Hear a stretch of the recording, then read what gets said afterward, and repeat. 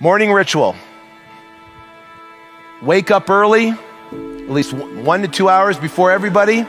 Write and review your daily list of everything. I write everything I'm grateful. I physically write in OneNote.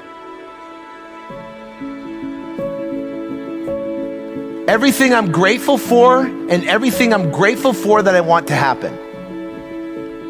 So I spend a good probably 10 minutes just writing down everything I'm grateful for, everything I'm grateful that I put gratitude in my goals. Grateful for what I want to happen.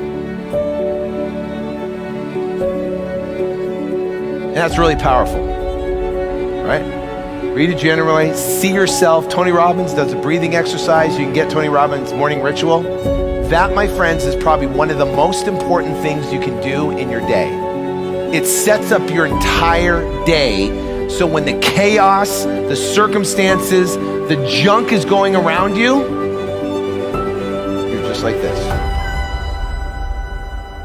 Placid.